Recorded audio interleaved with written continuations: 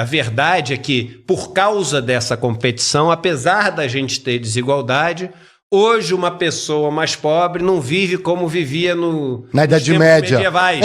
Isso é por causa do capitalismo.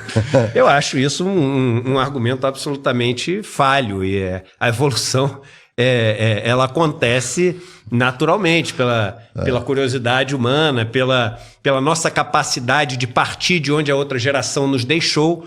Né? Somos o único animal que pisa sobre a Terra que parte de onde a geração que viveu antes parou. Né? Todos os outros animais começam do zero. Isso é chamado aprendizado cultural. Você tem um aprendizado individual, que é aquilo que você aprende ao longo da vida, e os animais têm um aprendizado individual, mas nós, humanos, a gente consegue no final da vida, claro, produz memória, passar tudo aquilo para os outros.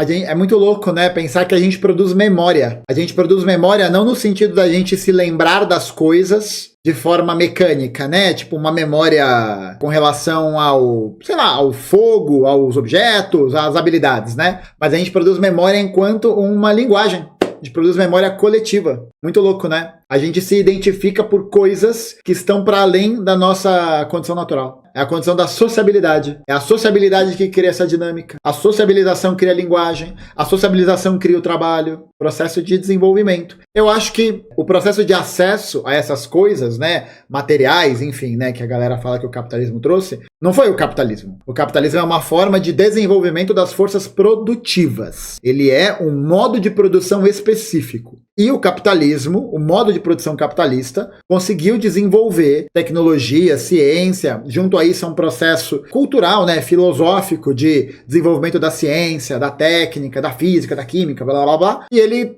teve esse avanço, né? É isso, o capitalismo é um sistema que faz com que a gente produza excesso. A gente produz em excesso. Muito louco, muito louco. É muito bem desenvolvido nesse sentido. Mas o problema dele é, novamente, né, os interesses de classe por trás. Essa é a pedra no sapato. Essa é a questão. A gente consegue deixar as coisas escritas, né? A gente consegue deixar as coisas registradas, a gente consegue deixar as máquinas prontas para os outros poderem usar. E com um manualzinho. Só a máquina está pronta e o manual para usar é esse. Então o outro consegue partir.